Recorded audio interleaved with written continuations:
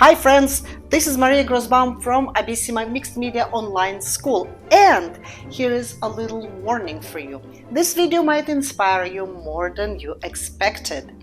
And if you stay with me until the end, you won't just learn cool new technique, you will also have a chance to win access to one of my online classes and join thousands of inspired artists around the world. So make yourself comfortable. Creative magic is about to begin. You know how kids explore the world? They mix things together, bump one thing into another, and then watch with wonder to see what happens. That's exactly what I did here, fueled by this childlike curiosity, which hasn't surprisingly left me after turning 50, well, 52. So I decided to create an experiment by combining two things that aren't usually meant to go together. But before I show you my little experiment, let me share a thought with you. I truly believe that artists stay alive and interesting as long as they don't take themselves too seriously. Curiosity is our fuel. It's what leads us to new layers of inspiration and even new layers of ourselves. So let's keep experimenting with that same sense of joyful anticipation we had as kids. That's how we keep our art alive, real, and full of joy. Life can hit hard sometimes, but I'm still here, still painting, still dreaming, and still wanting to share the wonder of it all with the world. For me, art is not just a way to survive, it's a way to shine no matter what. Now for the experiment. I wanted to crush oil pastel into watercolor just to see what would happen. Why is that unusual? Well, oil pastels are oil-based and watercolors are water-based. And as we all know, oil and water don't mix. But when curiosity calls, rules don't stand a chance.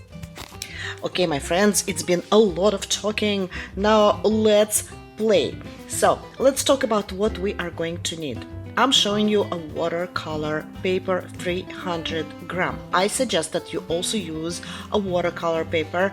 Make sure that it's not very highly textured, but it doesn't really matter. Now, in general, if you don't have some materials, no worries. Try to substitute with something you have on hand, and let's see what happens. You know, sometimes you don't have perfect materials, but perfect materials doesn't guarantee a successful result, okay? But what really guarantees a successful result is a playfulness.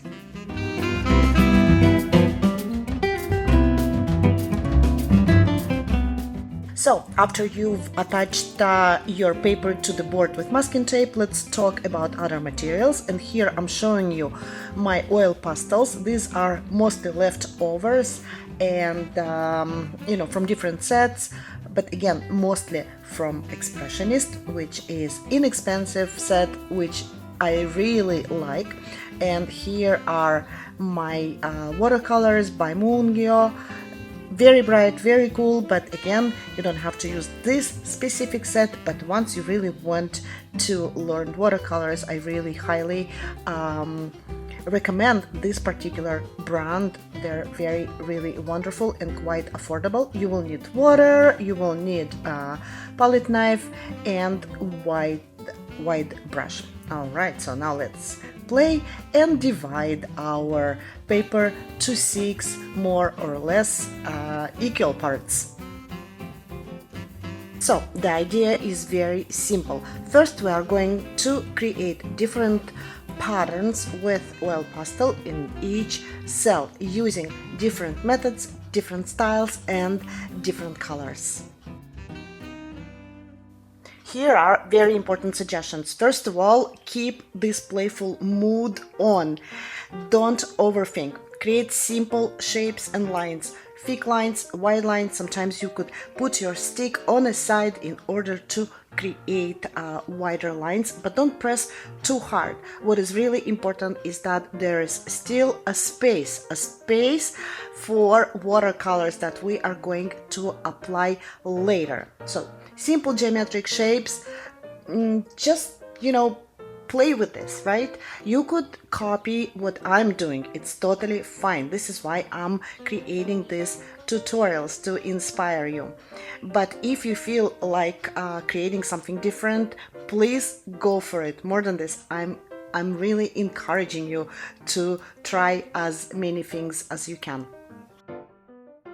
Even if your attempts looking just like, tiny kids drew it, it's all good. That's exactly what is needed, because the aim of this tutorial is to see how oil pastels and watercolors behave together, how the oil pushes the water. Okay, we're gonna get there. I'm not gonna run before the train.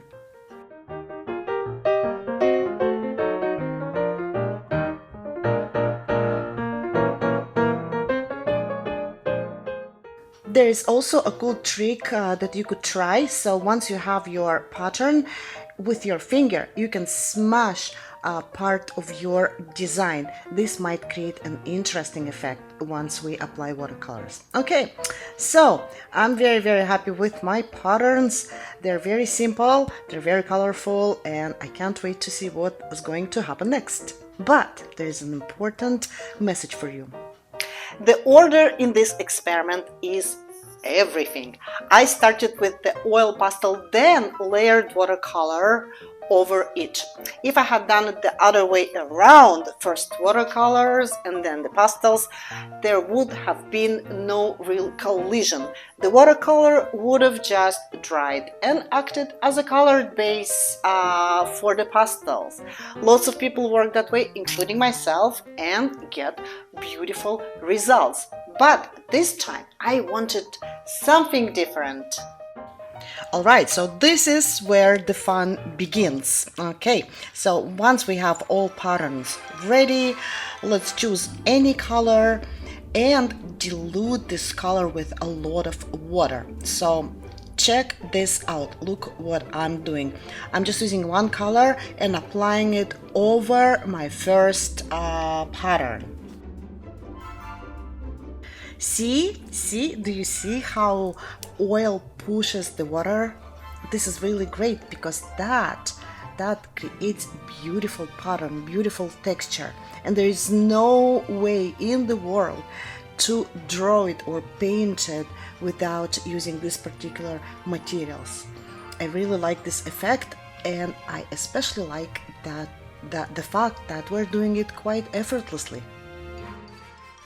So, in order to add even more smaller details, you could play with intensity, with saturation of the color, and sprinkle it on top. You could also move your paper, change the angle, and let all this, liquid, all this water to travel in different directions. That creates another beautiful effect.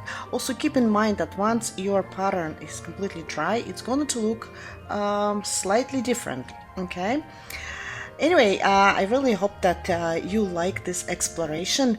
And again, I just wanted to remind you that in the first pattern we've added just two different colors of oil pastel, which was, I believe, yellow and green, and only one color of the watercolor. And look at this beautiful texture, beautiful details. Another quick suggestion is, when you play with this, you could already try and imagine where this effect could be used. The first pattern could create a beautiful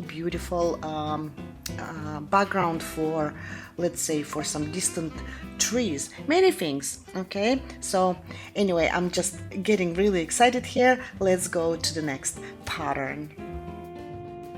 So the next pattern, we have this snake-like shape, and I want to use two watercolor watercolor color and warm ones. Okay, so there is this burgundy, you know, dark kind of red and yellow.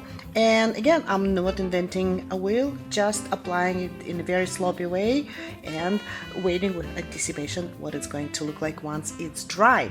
Okay, the next one, this really strange lines. Okay, so here I want to try green color. I think it might create something really interesting.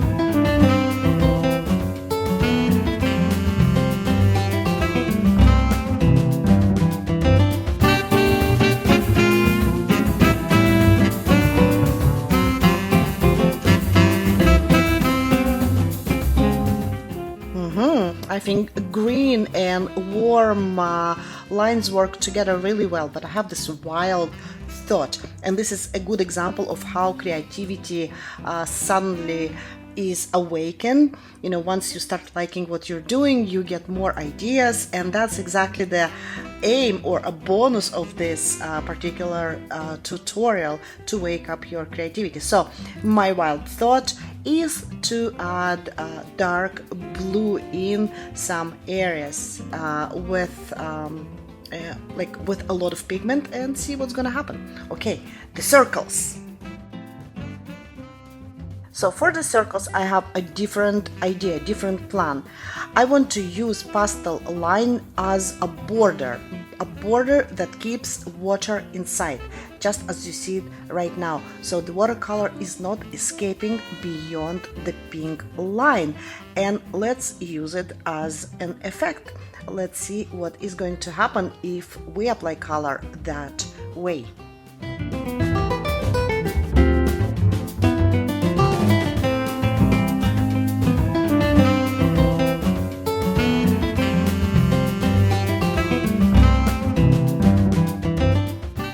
Okay, I already like the effect, but I also want to apply another color outside of my circles. I'm hesitating about the color. I think dark red might be interesting. Let's give it a try. I don't know if you've noticed, but first I applied water on the area where I want to apply colorful pigment, watercolor. This allows me to easily create this colorful bleeding. So yeah, I think this dark red looks quite interesting, but I would add maybe another tone. Yeah, warm orange. Well, orange is always warm anyway, so this orange on the side. And yeah, let's see what's going to happen once it's dry. I really like this ability of the pastel line to keep things inside and prevent bleeding of watercolor. Okay, so let's go to this strange spiral and play with this lively, vivid green. So, well, while I'm playing with this spiral pattern, I wanted to make an announcement. So underneath this video you can find a link to my Facebook group where my students from all over the world sharing their results. This is a great opportunity to be seen and to receive comments about your work. And more than this, I very often offer contests according to my tutorials, just like this one. So this is your opportunity to win one of my paid classes or my online sessions. We can meet in Zoom or Skype, whatever you prefer, and to discuss any techniques, any subjects regarding mixed media art. So please check this out, and I really hope to see you in my group. Well, the green spiral, not a spider, but spiral, looks very interesting. I want to see what it looks like once it's dry. And now let's apply colors on the last pattern, and I'm very curious about this particular one because remember we smashed some oil pastels at the upper part of this pattern, and I'm very curious to see what it's going to look like when we apply watercolor. And I chose purple because I think purple is going to look create a nice contrast with this green, blue, and orange I don't know, lines, something between lines and dots. Yeah, I think that looks quite interesting, although I'm not that really impressed with the smashed part. It becomes a little muddy. Well, still, you never know till you try. That's exactly the aim of this exercise. Hey, now when I'm adding other colors, I think other watercolor colors, it looks more interesting. See, this burgundy kind of added some order. That looks great. I think I will add another color, maybe orange. Let's give this a try. Yeah, this orange. I think that kind of brings everything together. Yeah, I like it. I like it. Well, just take a look at all these beautiful patterns. Just 6 patterns, but each looks like a complete painting.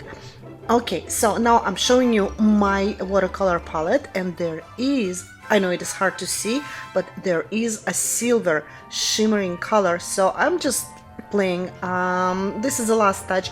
I feel like, you know, adding this color, and who knows, maybe it, well, let's put it this way. Shimmer is always nice to add. Why not? Okay, and maybe I should do the same thing for my green spiral,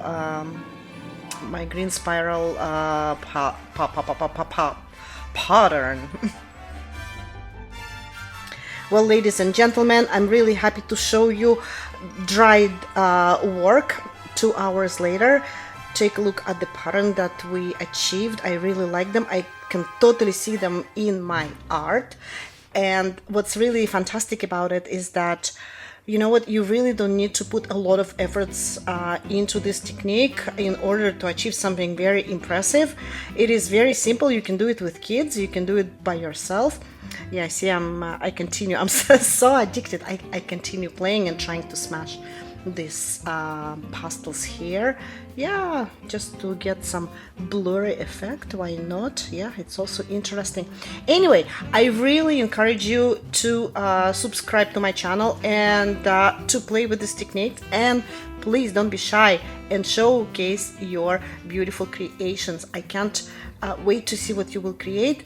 And yeah, participate in the contest, win my classes, show your work. It is very important for the artists to be seen, and enjoy this technique. So yeah, again, it was Maria. Oh, wait a second, one more thing before I go away. Yeah, I just wanted to show you this work where I used in the background a pattern number 1. Okay, so something to inspire you with. Anyway, play with these techniques, participate, join my Facebook group, and I will see you there. And I really hope that you will become a happy winner. Okay, that was Marie from Abissima. Happy creating, and let's create and make this world more beautiful.